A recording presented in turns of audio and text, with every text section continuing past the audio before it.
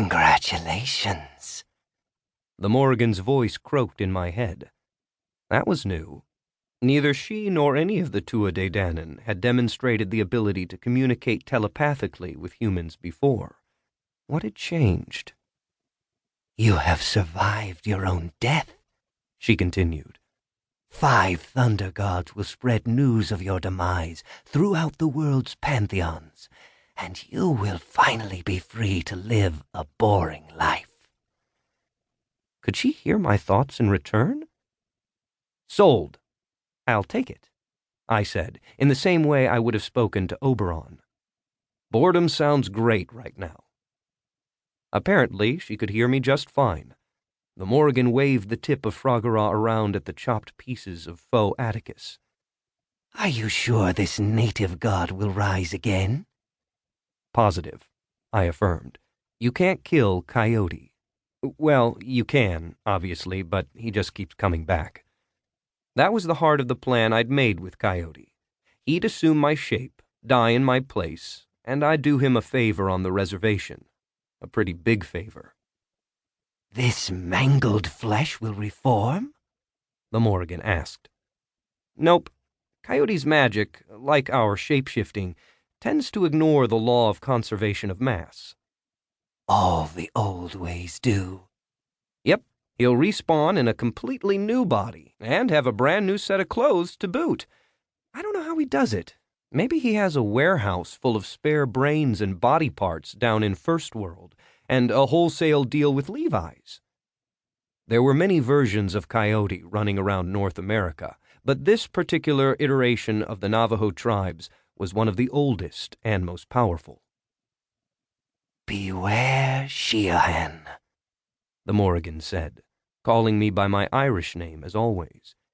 Trickster gods are not usually so helpful. There will be a price to pay for this service he's done you. Oh, I'm well aware, but Coyote and I arranged it all beforehand. No, I mean there will be something else, she said. I doubt it. I was very careful in our negotiation to specify the limitations of my service. That may be so, Sheehan. All I am saying is that tricksters have a way of working around deals. Be on your guard.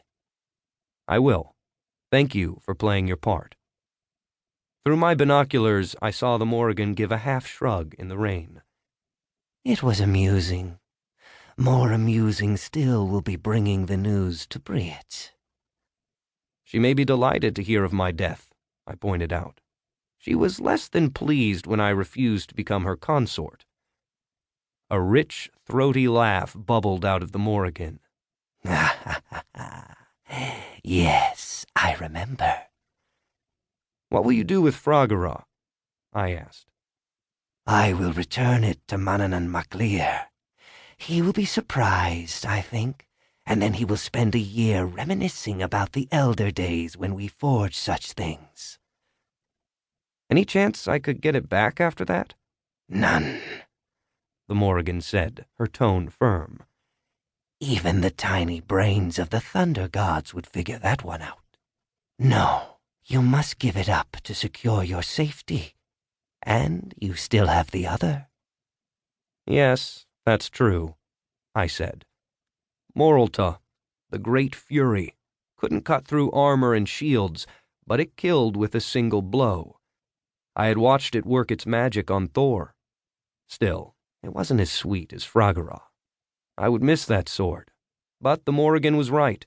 Giving it up was the only way to convince people I was truly gone.